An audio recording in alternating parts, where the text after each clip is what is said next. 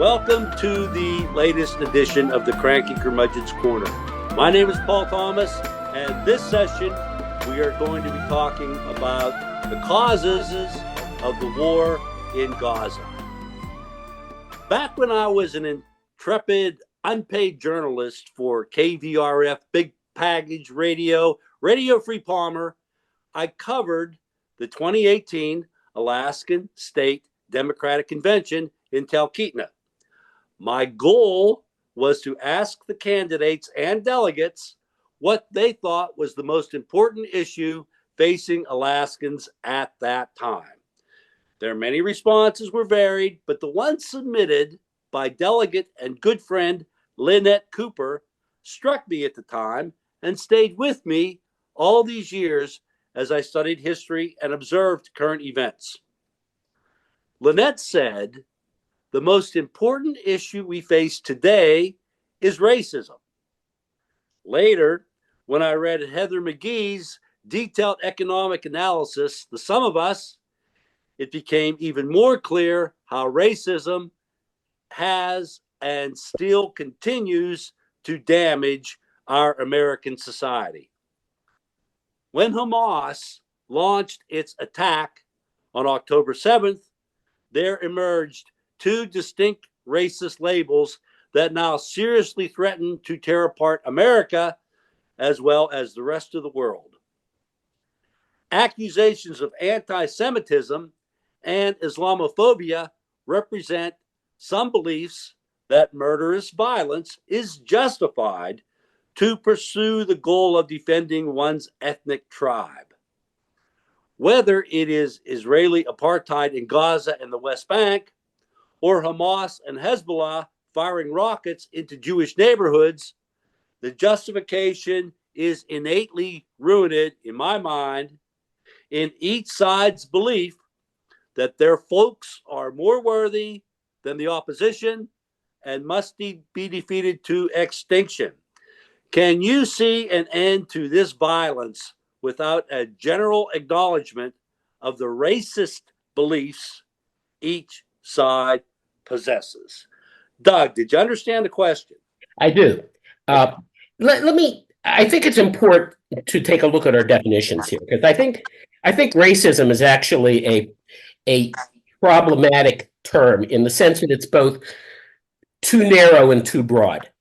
It's too narrow in that its literal meaning is a prejudicial treatment of a group based upon some biologically determined group to which they belong.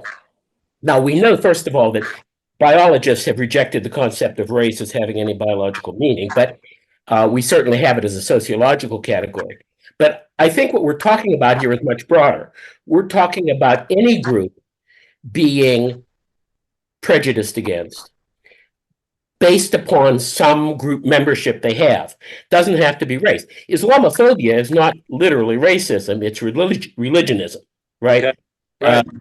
The country that has the most Islamic members in the world is Indonesia. You know, it's not a Middle Eastern concept or a racial concept.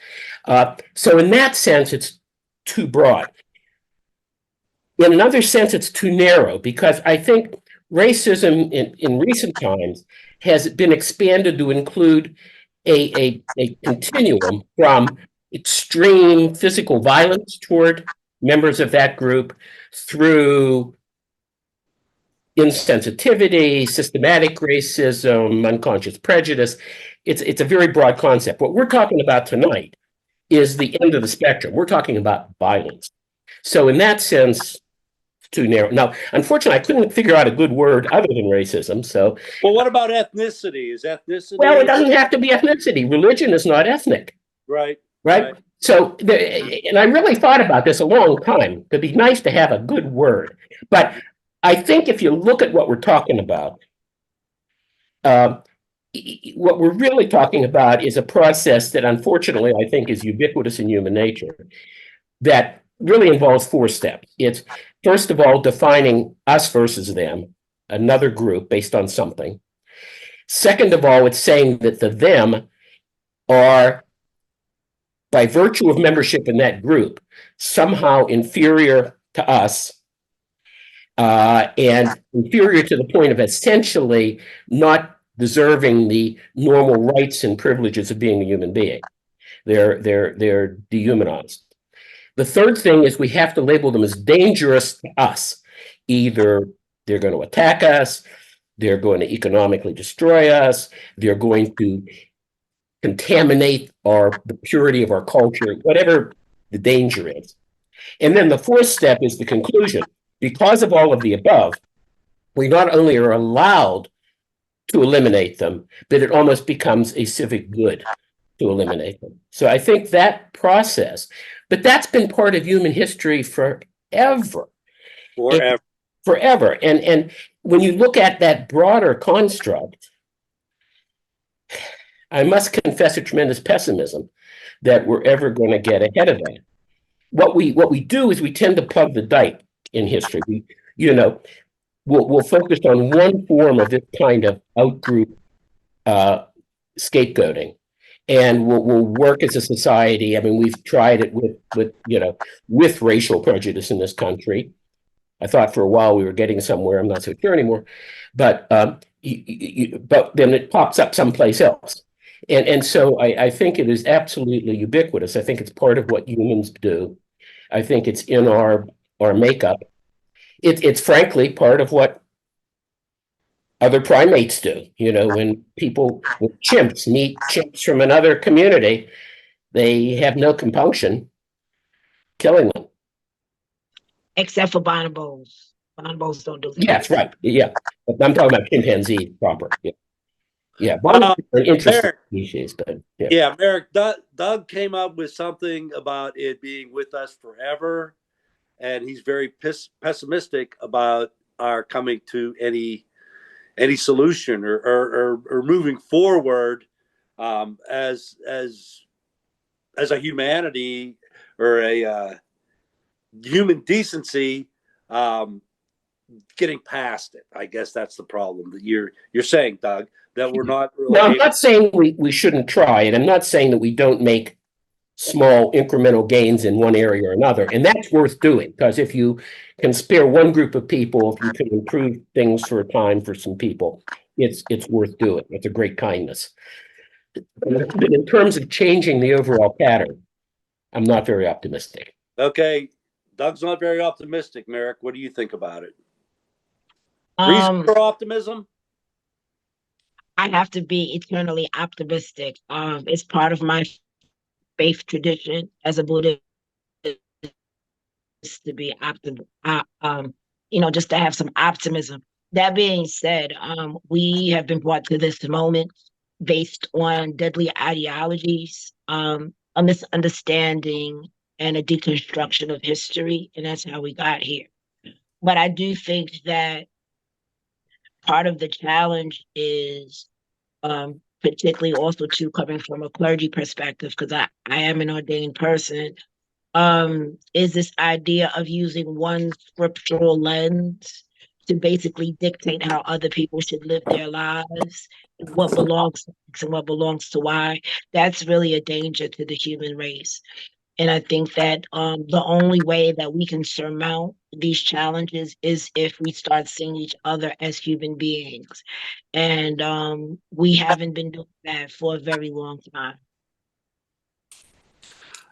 How do you assess the way Biden has played the strategy of supporting Israel's right to defend itself while also calling for restraint in killing Palestinian civilians? On this day, I think we're January 11th, it came out of The Hague that South Africa put the number at 23,000, mostly women and children, have been killed since this war started. How do you assess Biden's handling of it, Merrick? It's disgusting and abysmal. He claims he's a Roman Catholic, and even the Pope has said this is too much. It's never good to be known as someone who sponsors the murder of women and children. That's not a good look. And he needs to do more. I honestly think that they need to cut off the money to Israel until they stop. Because it's one thing to go They deal with Hamas. It's another thing to use a biblical story like the one of Amalek to basically destroy a whole group of people. Um, his performance has been terrible, and he needs to course correct, and he needs to course correct swiftly. I'm telling you now, someone who's also worked in politics, many people, particularly young voters, are not keen to whatever this mess that he's got us in. We're literally in two wars right now. And we know from what we've heard from media that the Israelis want to expand the conflict to Lebanon and eventually Iran. The American people across the board, Democratic, Republicans, and independents. The majority of us do not want these wars. We don't want that.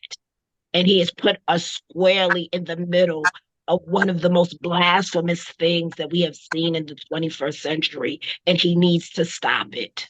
He's not doing himself any favors. And he looks like a clown right now.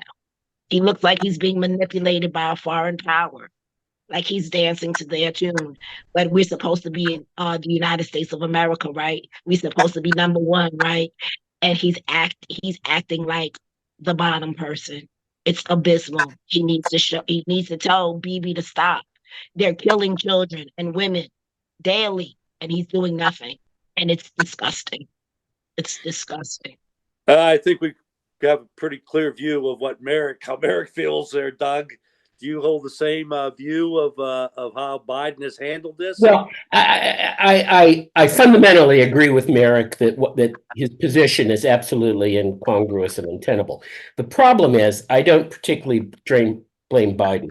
This has been U.S. policy in Israel for decades.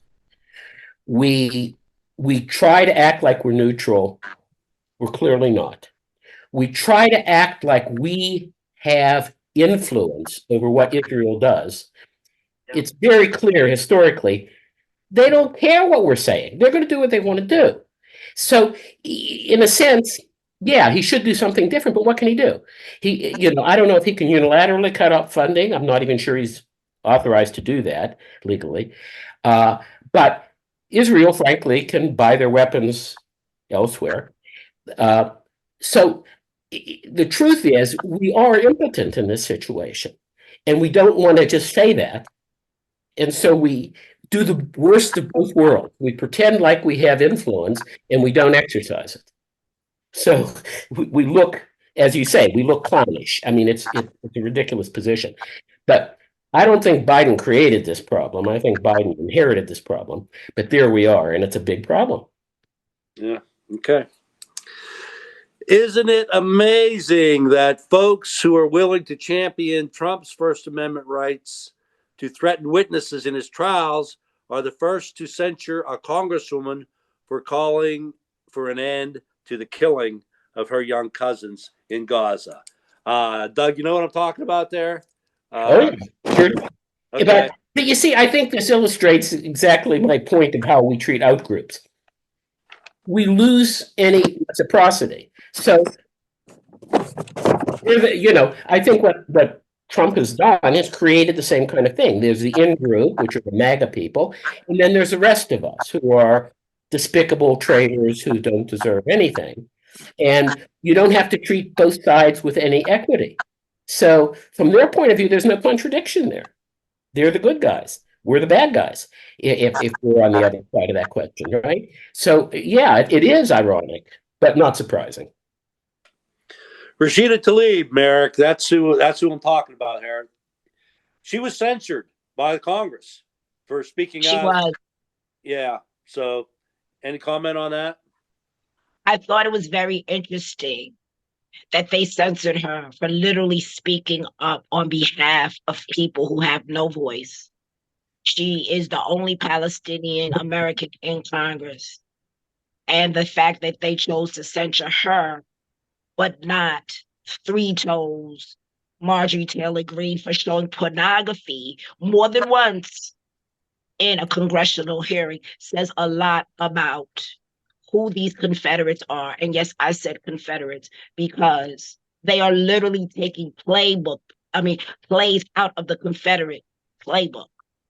And it is very sad that they are trying to stifle speech. And we also have to remember this. Remember Charlottesville?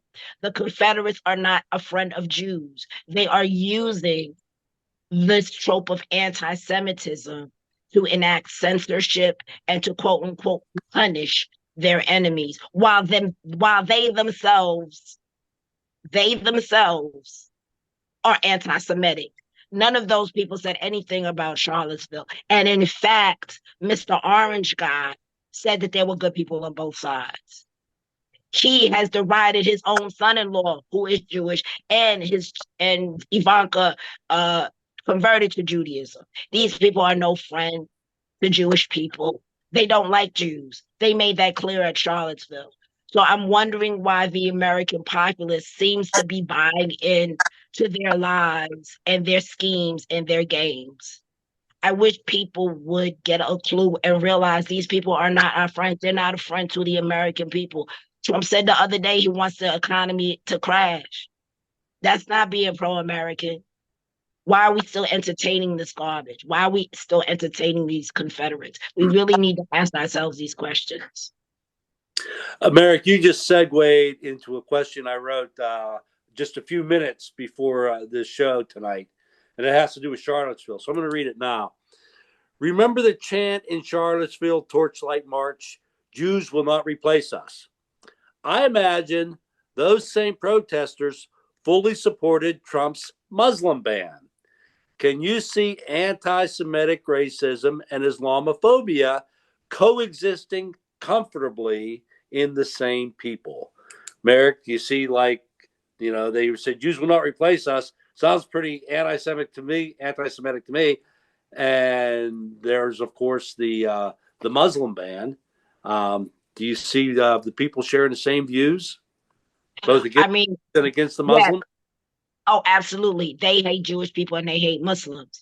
And we also have to remember that many of these Confederates are actually Christian nationalists who follow a brand of Christianity that is ahistorical, and actually a lot of it is made up in America, like the idea of the rapture. That's a completely made up thing developed in 19th century America. And these are the people that are trying to run the government. The Speaker of the House is one of these people. He's also a little creepy as well. So I think that what the mainstream media has done, it has failed us miserably in regard to this, because we know these Confederates do not like Jewish people and they don't like Muslims. We know that for a fact. The same people that were marching with tiki torches talking about Jews will not replace us do not like Muslims, and they still don't like either of those groups, but they will use both Islamophobia and anti-Semitism to further their wicked, demonic, and Confederate agenda. That is what they're doing right now. Okay, Doug. Yeah. I guess what I'm asking is that, can these two things exist within the same person? Oh, absolutely, because you can have more than one outgroup. If you go back to the idea of an in-group outgroup, right? You can have more than one outgroup, and you can focus on different outgroups at different times when it's to your advantage. So you can have a Jewish outgroup, you can have an Islamic outgroup, you can have an Hispanic immigrant outgroup, which the same group of people also hold very viciously. I mean, in short, anybody who's not a white Christian American is defined into some outgroup. And you can have all of those outgroups simultaneously. Absolutely. There's nothing conceptually contradicting about that, This next question, we sort of went on it before, but I'm going to try to get more into the weeds with it. We've been suffering from the effects of, and I'll call it racist. I know you, Doug, you were calling it outgroup, which I'm kind of using the word racist anyway. Sure. There's no other good word, unfortunately. So yeah, it's as long as we know what we mean here. Right. We all know what we mean. For at least 3 millennia, going back to when Moses telling Pharaoh to let my people go. The hope of the Civil War, and Merrick referred to the Confederates, which I tend to agree with as well. The hope of the Civil War ending slavery in America was considerably dampened with a century and a half of Jim Crow. The military defeat of the perpetrators of the Holocaust in 1945 only managed to create a nation where racial oppression of the land's native inhabitants is okay, as long as the Jewish citizens get what they want. And I guess this is the question going back to the pessimism and hopefulness of it. Do we as a species have the evolutionary ability to develop societies that transcend this? If so, how do we get there? Okay, Mr. Psychiatrist, what do you think about our chances of getting past this? Well, I think first of all, I don't think we ever get past it in any permanent way. I think the notion that we build a wonderful society and the game's over. I think what we've seen in this country in recent years is that you have to fight for those gains constantly. They're always in danger of being taken away because human nature surges to the surface. Civilization is a very thin veneer, and it's an important one. It's worth fighting for, and I think we can fight for it, but the battle's never won. Those forces are always there. Now, how do we overcome it? It's a very difficult thing. I mean, studies on prejudicial attitude have shown that the best way to overcome it is to put people in situations where they get to know members of the outgroup as individual human beings. That there needs to be enough interaction that we actually get to experience their humanity as people and start seeing them as individual people, not as a member of this group or that group. That's a tall order. The other thing that I think happens, and I think this is why it's such a fragile thing, is I think a lot of what keeps at bay some of the uglier attitude is not that we have argued against them effectively, but as a society, we have made them unthinkable. And I think one of the great damages of Donald Trump is he has made horrible things that were unthinkable thinkable. And once you can think about them, then it's your argument against the next guy's argument. Okay, let me ask you to get into that a little bit more. So when you're saying unthinkable, they're in the back of your mind, but it was unleashed. I'm thinking two things were unleashed. Obama becoming president unleashed a lot of this thought, and then Trump becoming president also unleashed it, making it okay. Is that what you're basically referring to when you talk about that? If you look at how conscience is formed in children, because that's what we're really talking about, having decent conscience, having a notion of what is a humane way to treat other human beings and what's just horrible. It's not, we don't logically reason with little kids when they first get their moral principles.